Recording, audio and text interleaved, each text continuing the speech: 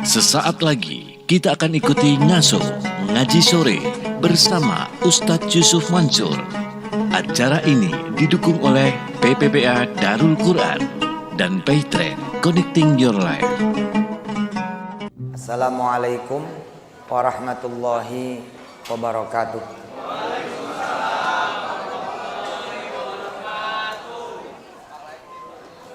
Mari kita baca suratul Fatihah. Mudah-mudahan Allah bikin kajian ini berkah, ada manfaatnya. Al-Fatihah.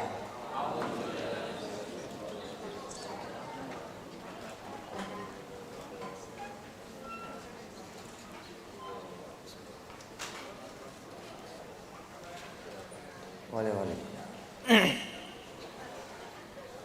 Ayah bakti yang dirahmati Allah dan segenap direksi serta karyawan-karyawati Pandu. Insyaallah mudah-mudahan kita dalam keadaan sehat, amin. Dijaga iman Islamnya, dipanjangkan umurnya dalam keadaan taat.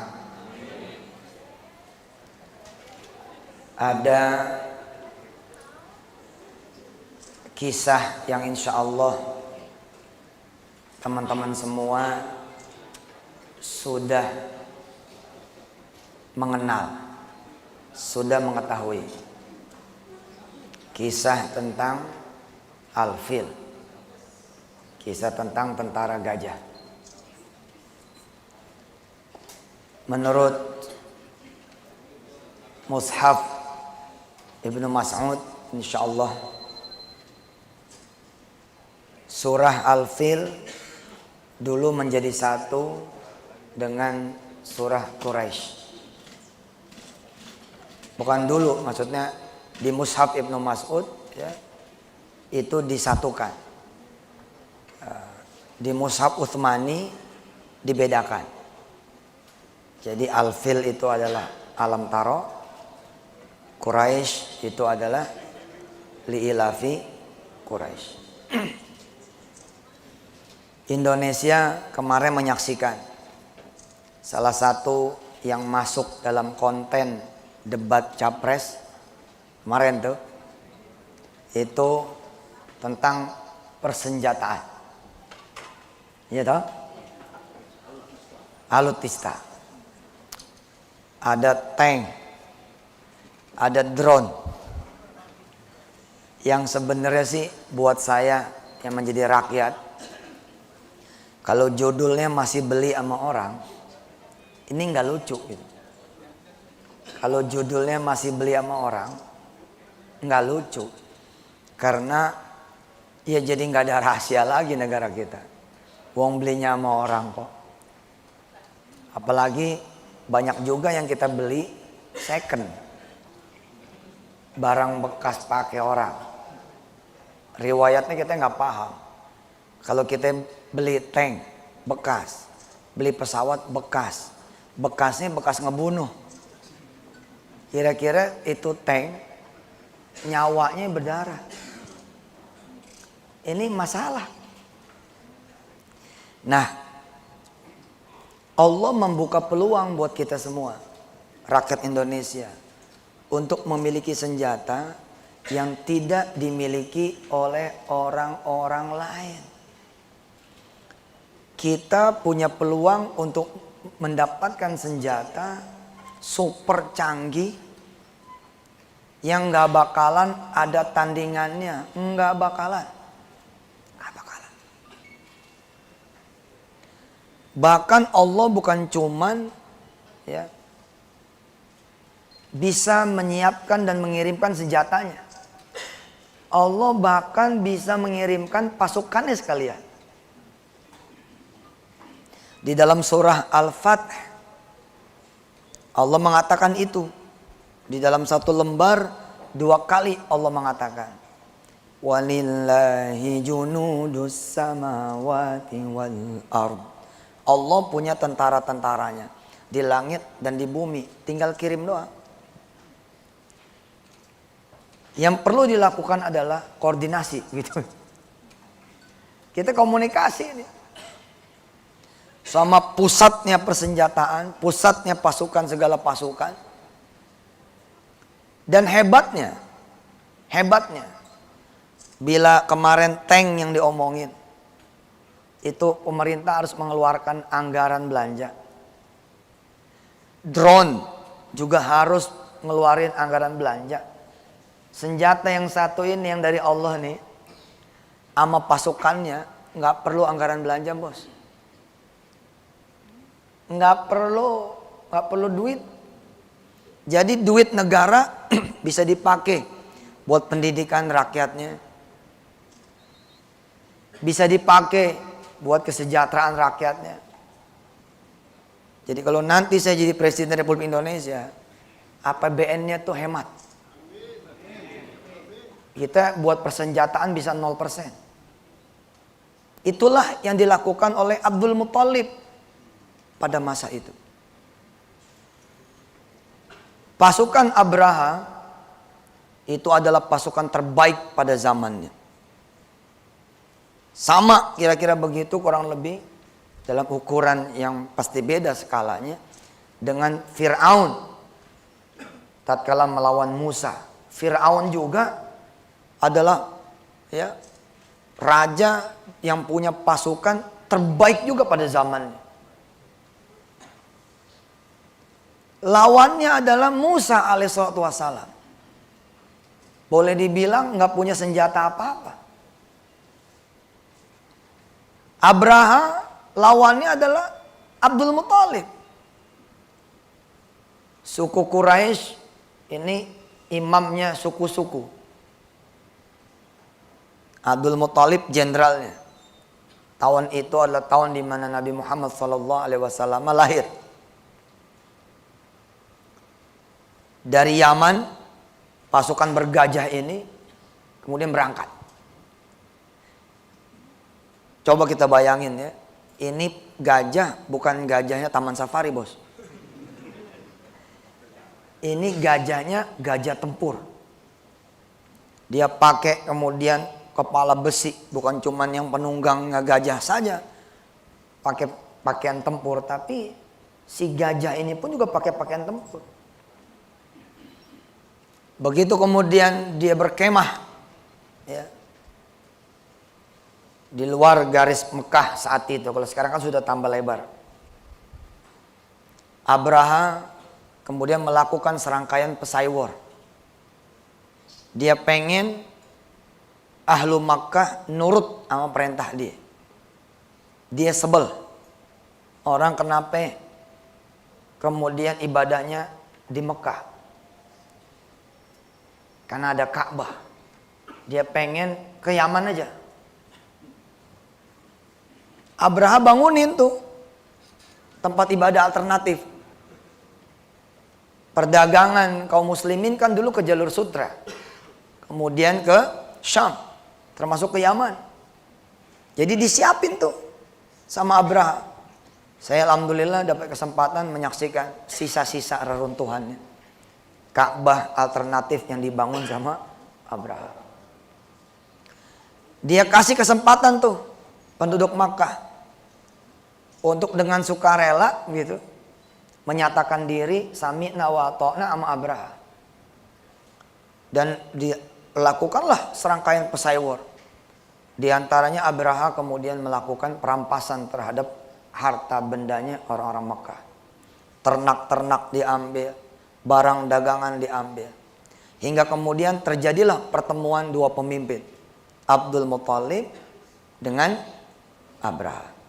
Langsung di tendanya Abraha. Ketika kemudian Abdul Muthalib punya kesempatan bicara, diketawain sama Abraha. Kenapa diketawain? Karena Abdul Muthalib bilang begini, pulangin ternak-ternak kami. Balikin ternak-ternak kami. Kembaliin apa yang kalian ambil dari negara kami, dari penduduk kami, dari negeri kami. Abraha ketawa. Jadi kamu datang Cuman buat minta dibalikin ternak-ternak yang aku ambil. Barang-barang yang aku ambil. Iya. Kamu nggak minta saya pulang kampung nih. Ke Yaman.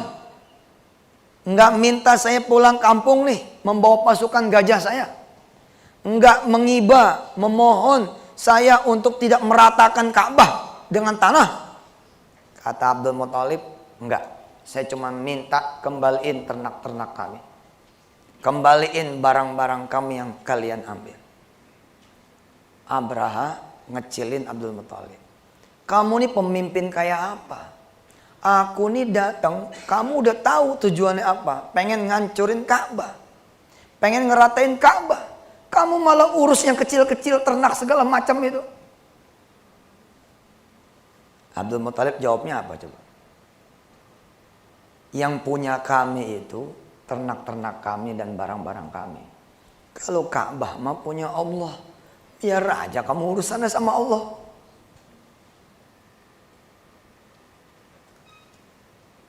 Marah Abraha ini dan kemudian ditinggal oleh Abdul Muthalib. Dalam suatu kesempatan saya cerita ke jamaah. Saya bilang, Abdul Muthalib itu tidak menyuruh anak-anak muda Makkah untuk mengasah pedang, untuk ngeluarin pedang, untuk kemudian melepas ikatan kuda-kuda. Enggak.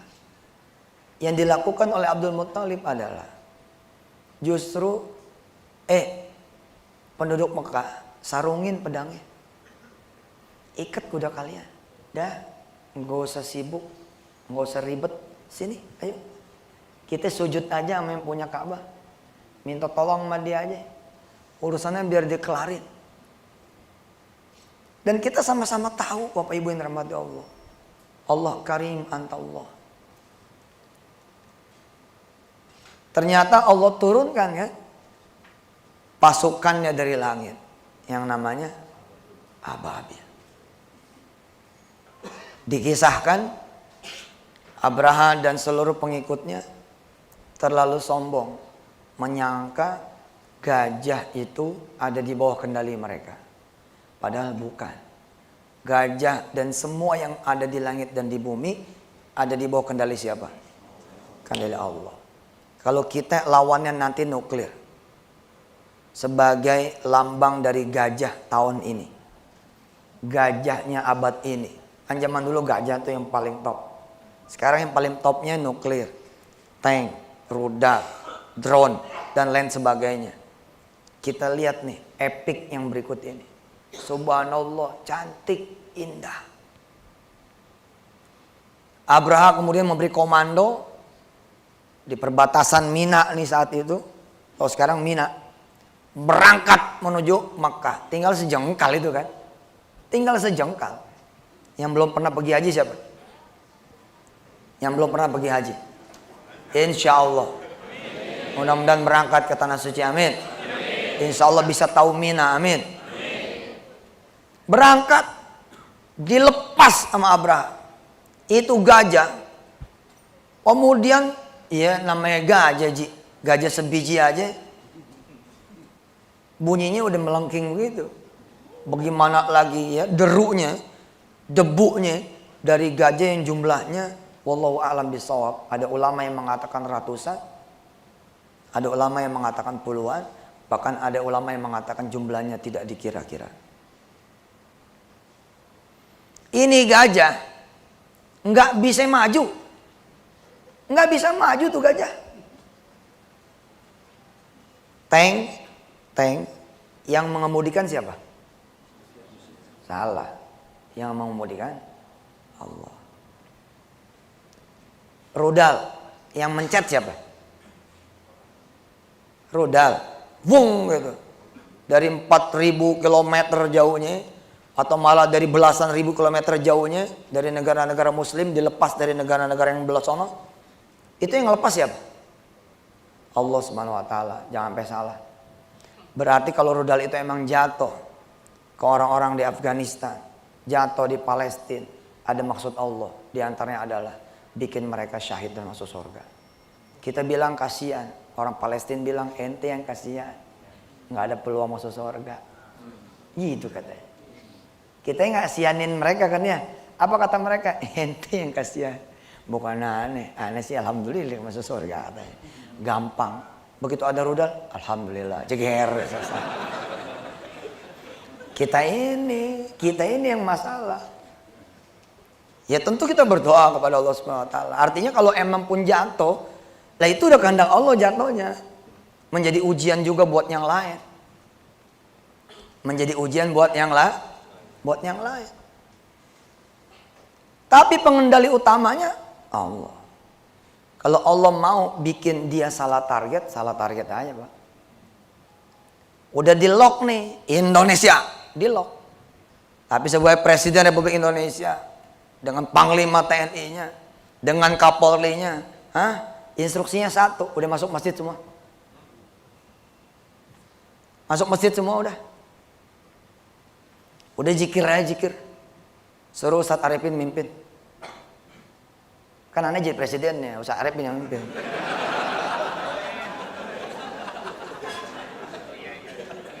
Ayo. Baca Quran. Sholawat. Istighfar. Orang-orang bikin bingung nih orang-orang nih. Ini bagaimana ceritanya nih? Udah mau diserang, malah masuk masjid. Ya terus nanti mau ngapain? 8 anggaran kita 0. Di zaman aneh jadi presiden, aneh jual-jualin malah tanknya. Aneh sedekahin ke Afghanistan.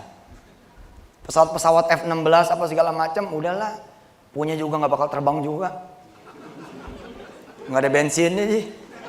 Punya kapal selam 2. Yang satu di Korea Selatan lagi dibenerin. Yang satu kalau nyelam nggak naik lagi. Mau ngandelin apaan? Udah ketahuan nggak punya apa-apa. Abdul Muthalib udah tahu dia nggak punya apa-apa. Yang hebat itu kan justru begini, punya apa-apa menganggap nggak punya apa-apa aja udah di hadapan Allah mah, biar ditolongnya sempurna. Senjata Pangeran Diponegoro apa? Orang Jawa pasti tahu. Senjatanya Imam ya besar saat itu Pangeran Diponegoro itu kendi, wajan air wudhu, itu yang dibawa kemana-mana. Itu senjata aslinya itu. Makanya kemudian jadi air awet muda apa segala macam itu. Sekarang kan ada penyimpangan sejarah. Itu dia. Nanti keanehan terjadi di layar nih makin deket nih, target tinggal 1000 mil, target tinggal 100 mil, hitung mundur countdown 10, 9, 8, 7, 6, 5, 4, 3, 2, 1 di layar.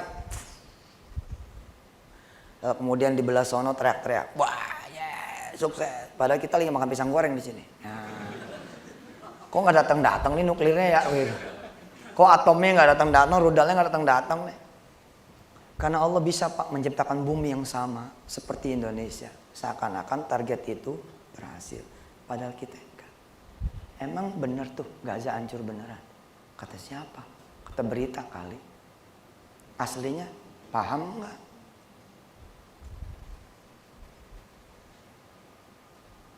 Lah, sutradara Hollywood aja bisa bikin. New York hancur. Patung Liberty roboh. Sebelum roboh dibenerin dulu palanya. Allah lebih bisa lagi kali daripada desainer grafis. Lebih bisa lagi kali daripada pekerja film. Allah bikin di layar mereka semua buminya yang lain. Seakan-akan bumi Indonesia itu hancur. Aslinya nggak tahu dijatuhin di mana sama Allah Subhanahu wa taala. Bisa jadi dijatuhin di laut. Lalu kemudian ada makhluk Allah yang lain yang nangkep gitu. Ustadz kebanyakan nonton film kali ini. Imajinasi kayak begitu. Bos, yang ngajarin kita berimajinasi Allah Subhanahu wa taala.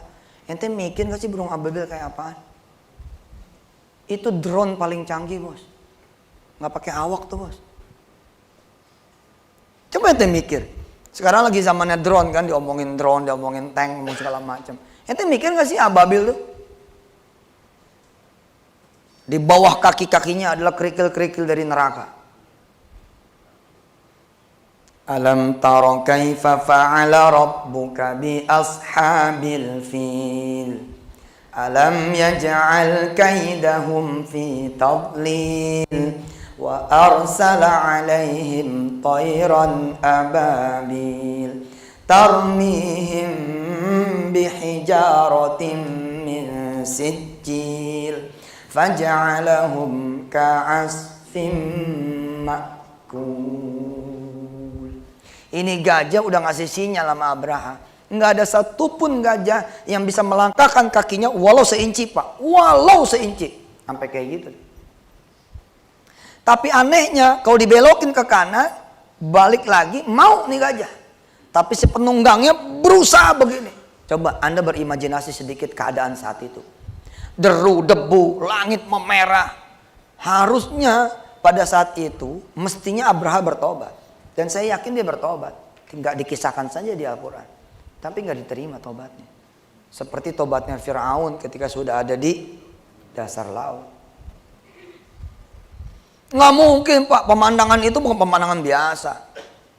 Sekian banyak pasukan tempur. Gajah tuh dipakai-pakein besi juga kaki-kakinya agar lebih berat lagi ketika kemudian nginjek-nginjek orang. Nggak dipakein besi aja berat, Pak. Bagaimana lagi dipakein besi? Ujung belalainya dikasih racun. Woi, dahsyat itu. Langit memerah, terbuka kemudian langit. Langit terbuka. Ente pernah nggak ngeliat langit terbuka?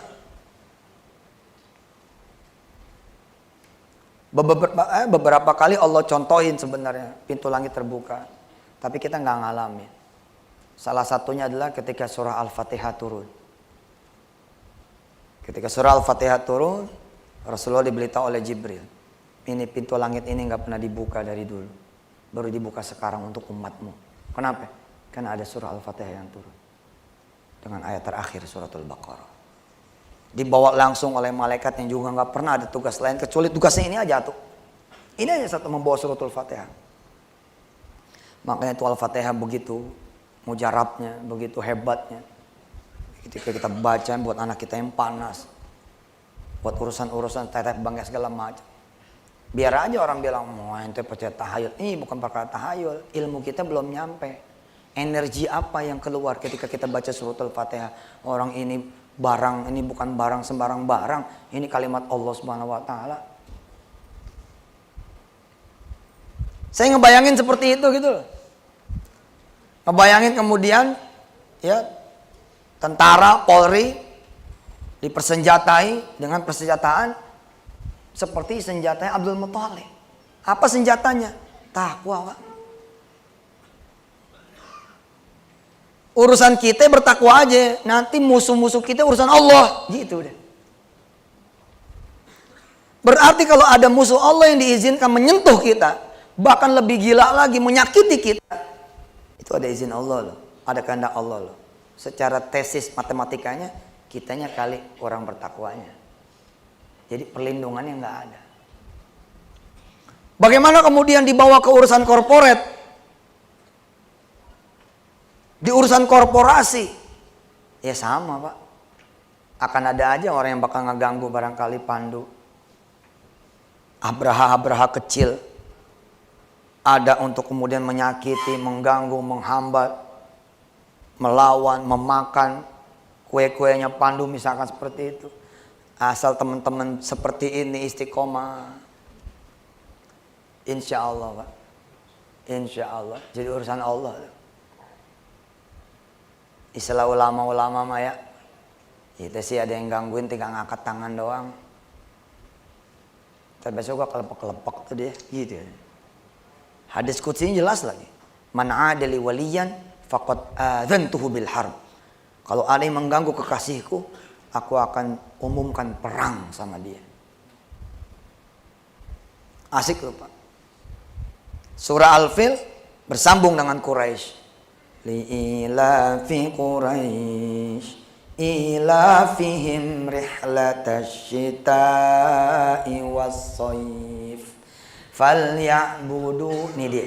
Ini prosesnya.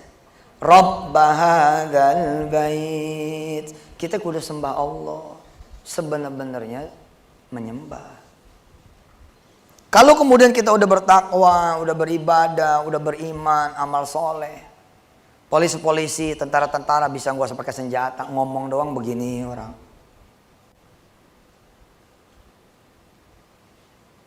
Kapolri tinggal ngomongin di TV doang. Tolong ya besok diberlakukan peraturan seperti ini, seperti ini, seperti ini. Suaranya jadi kayak suara Allah Subhanahu wa taala. Panglima TNI juga bilang begitu. Kamu di perbatasan A, B, C, D, E, F, G. Senjata kamu ini tasbih sama Quran. Ayo begitu ada gembong narkoba mau masuk, ada macan di sono, patok ular di sono, yang semuanya barangkali pasukan Allah Subhanahu wa taala saja. Wujudnya wujud harimau, wujud macan. Atau malah ada anak kecil cuman menyapa dia doang. Loh bapak ini dari mana? Turun dari perahu bawa ganja, bawa narkoba-narkoba yang lain. Yang di perahu bingung. Nggak kalah bingungnya sama si anak kecil ini. Anak kecil ini bingung. Loh bapak dari mana? Yang di perahu lebih bingung lagi. Loh kok ada orang di sini? Kamu tinggal di mana, Dek? Saya tinggal di sini. Nggak mungkin. 17 kali saya pakai pintu pulau ini untuk masukin narkoba. Nggak ada yang namanya orang. Kenapa bisa ada kamu di sini? Iya, karena pada saat dia melakukan yang ke-17 kalinya itu, pemimpin daerah di situ belum beriman. Belum soleh, belum beriman. Nah, bapak kan yang ke-18. Begitu ini bapak yang ke-18 ganti. Malam di pergantian ngomong begini. Ya Allah, anggaran nggak ada nih buat jaga perbatasan. Kau aja deh yang jaga. Ya Allah, dengar kabar tapi ya kabar doang, kita nggak bisa juga investigasi. Dari mana kita investigasinya? Dana nggak ada. Lah, kantor polisinya juga orang-orang tuh memang sekelas Polres beneran. Ini karena daerah pengembangan ya Allah. Kantor Polres itu ukurannya polsek. Kan dipaksa tuh buat naik semua. Lurah jadi camat, camat kemudian jadi wali kota karena pemekaran. Jadi si bupati yang terpilih ini yang ditunjuk menjadi penguasa daerah itu ngangkat tangan doang. Ya Allah. Katanya daerah ini pintu gerbangnya narkoba dan barang-barang haram ilegal yang lainnya. Rob, engkau aja yang jaga. Anak kecil itu kelihatannya nggak ngapa-ngapain. Terus anak kecil cuma nanya, Bapak bawa apa ini? Anak kecil pengen tahu aja. Ya udah terus dia main lagi pasir. Ternyata anak kecil ini membawa virus. Virus itu yang membuat orang ini 10 langkah turun dari perahu didapati meninggal dunia. Baru koran rame. Di keesokan harinya atau di 17 hari berikutnya, ada di 27 hari berikutnya ditemukan mayat 2 bergelimpangan, 3 mayat bergelimpangan bersama kemudian barang-barang bukti yang disita oleh Mabes Polri Jakarta. Penyebabnya nggak ada yang ketahui. Saya kasih tahu mente ya, Hollywood aja bisa bikin cerita kayak begini. Bagaimana lagi Allah yang punya cerita? Ibu bersedekah nih pagi hari, Bismillahirrahmanirrahim, sambil ke pasar sedekah. Tiba-tiba pulang anak lecet. Kenapa kamu lecet pulang? Iya tadi Masya Allah, saya ngobrol sama teman-teman, nggak tahu udah di pinggir jalan raya. Ada yang narik ke belakang, ada yang jatuh, tapi ada yang bersyukur. Mobil lewat mah, wus, gitu. Yang narik belum tentu orang. Belum tentu orang yang narik.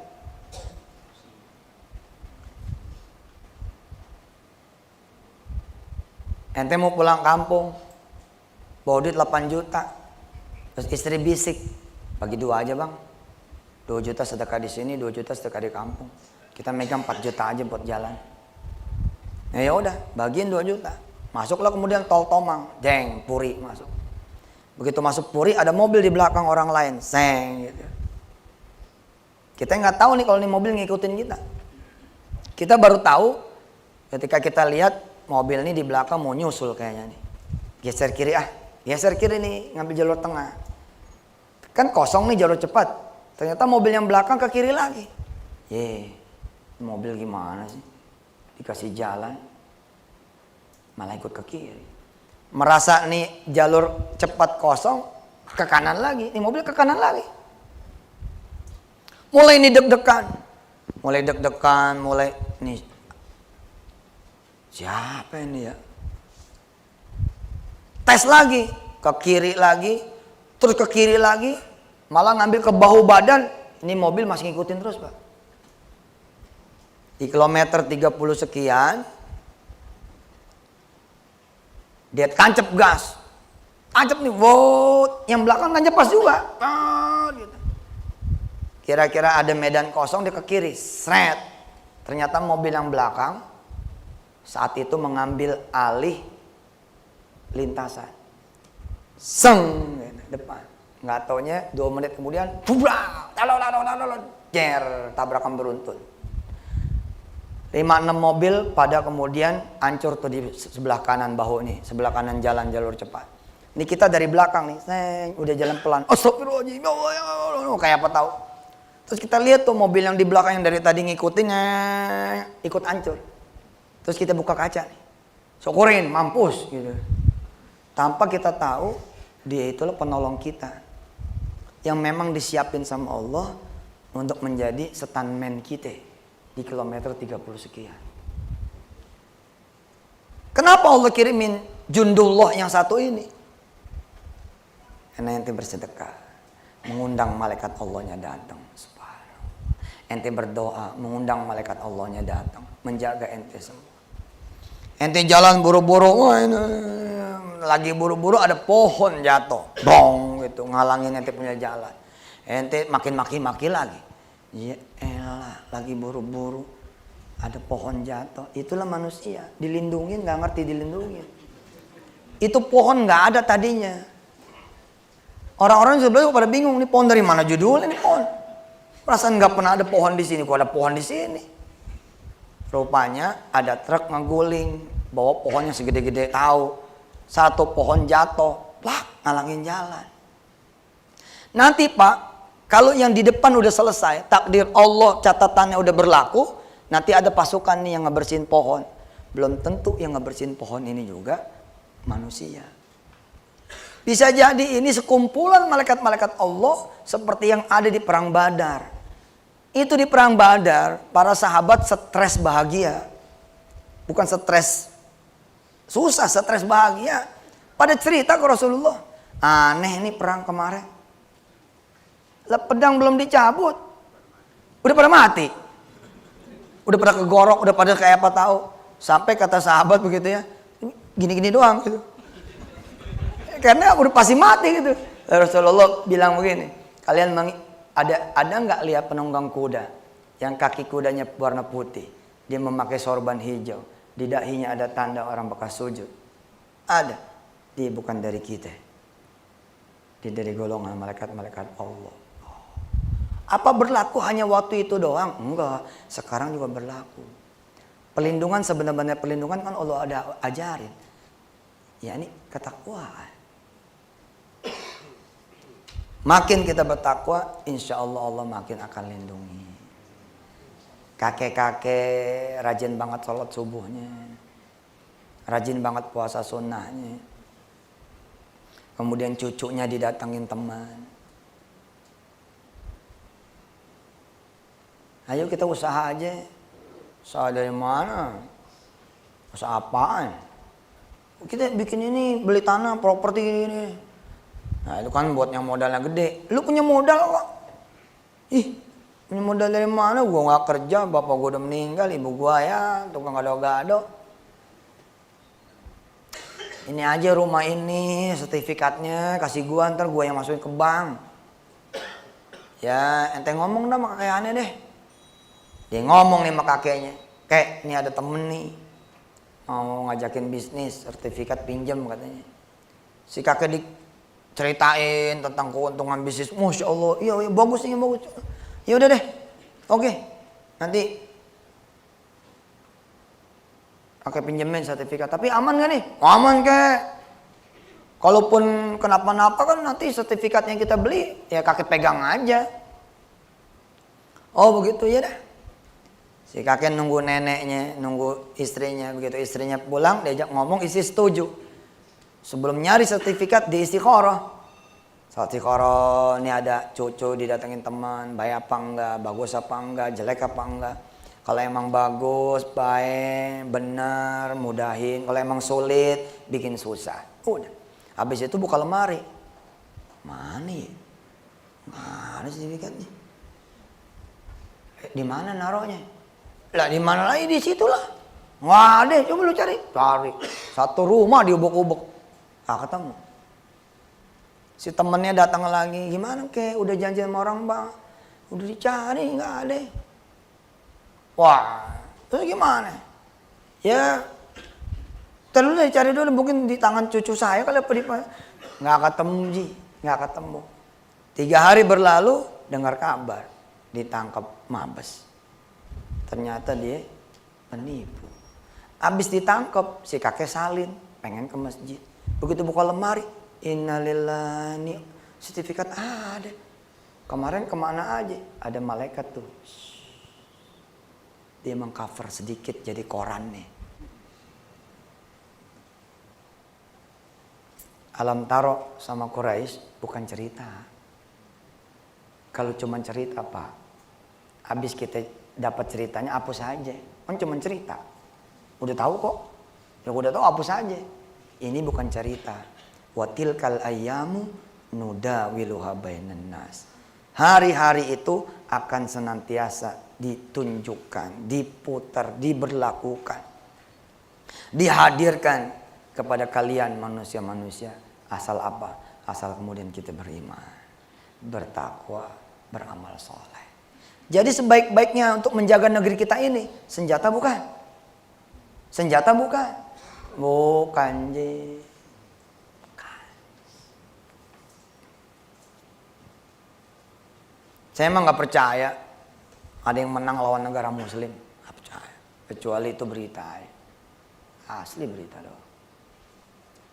Gak percaya saya. Ini namanya juga berita.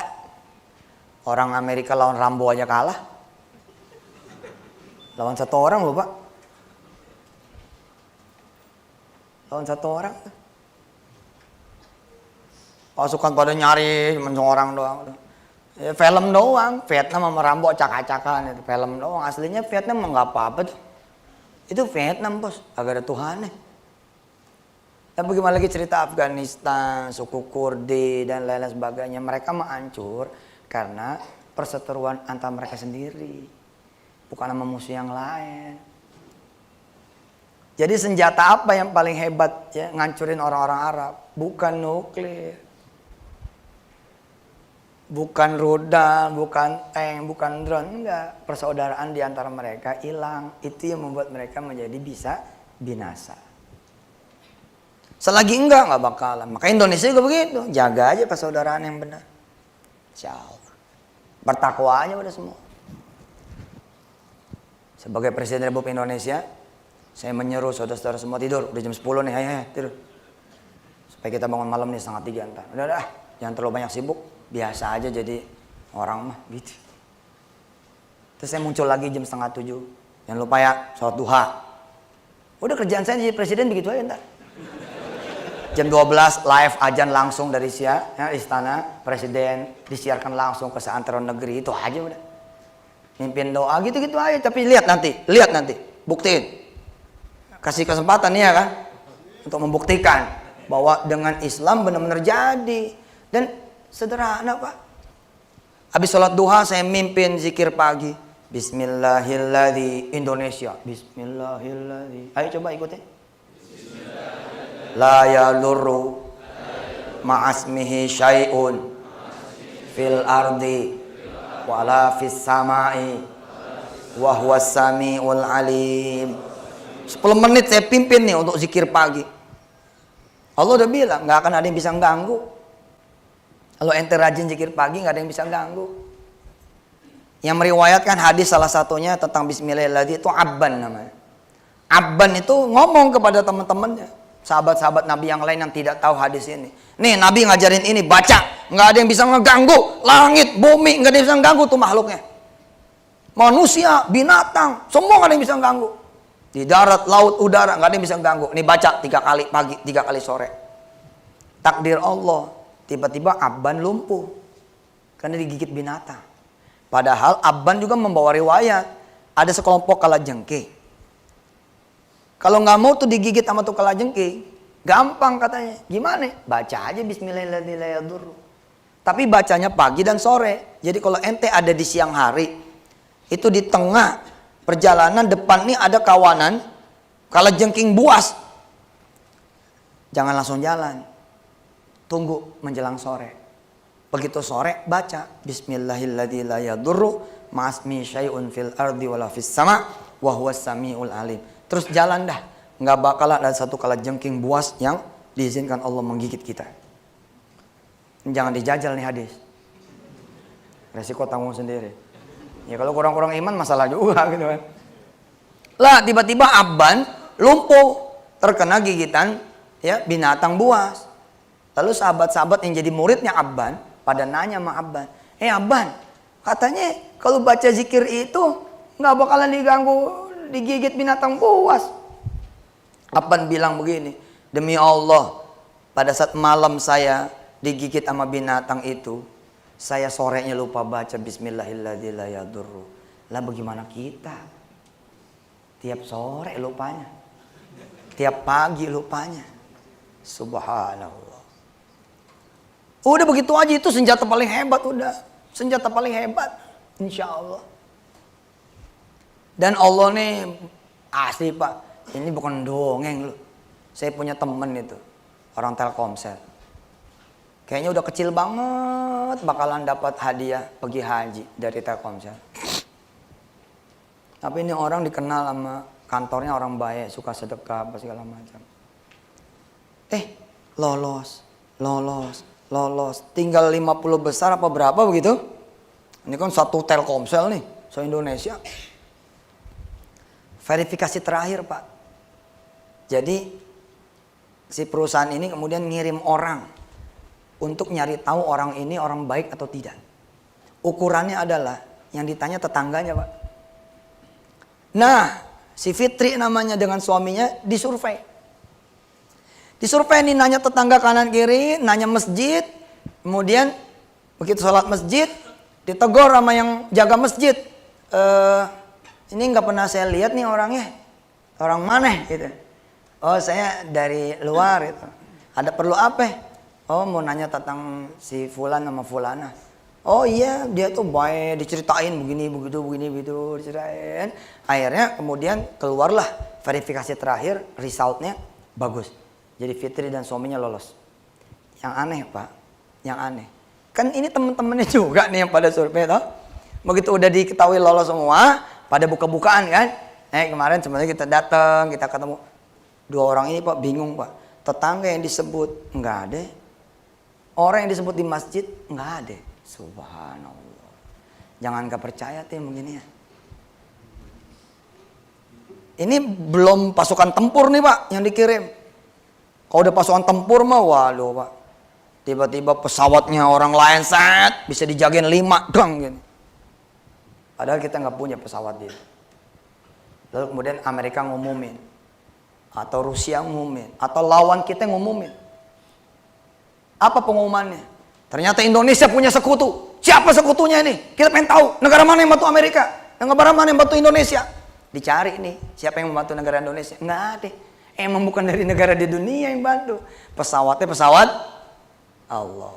Apalagi juga Rasulullah kan punya kendaraan yang kita sama-sama tahu toh. Bukan berasal dari bumi toh. Apa kendaraannya? Buruk. Nyampelah kita pada ujung tausiah saya. Kisah tentang Al-Fil dan Quraisy, apakah berlaku buat korporasi doang? Tidak juga. Berlaku buat rumah tangga kita. Ibu nggak bisa lah jagain suami. Suami juga nggak bisa jagain ibu. Orang tua nggak bisa jagain anak. Anak nggak bisa jagain orang tua. Gini aja Pak, gini aja. Anak nangis, kalaupun harus pulang ke kampung perjalanannya 2 hari. Naik pesawat nggak punya. izin nih orang, saya lagi itikaf, lagi sholat.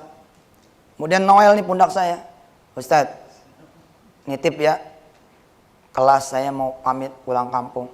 Terus saya tanya sama dia, ente yakin sama Allah nggak? Yakin. Allah punya pasukan, yakin nggak? Yakin. Dokter-dokter bisa nggak Allah kirimin? Kalau aneh aja bisa telepon dokter datang, apalagi Allah.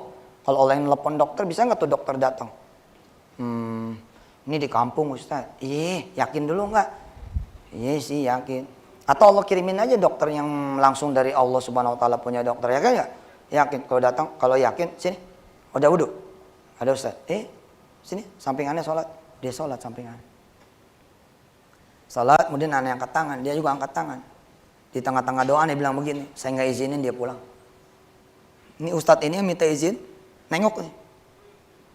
Terus gimana Ustadz? Gue lagi doa loh, jangan ganggu dulu.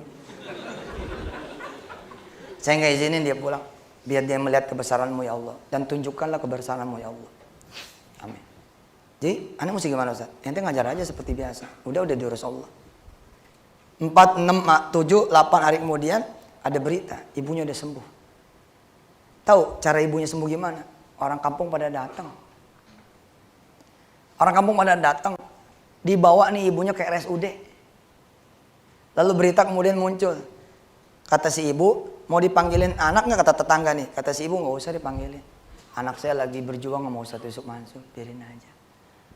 Tapi ini mesti sehat.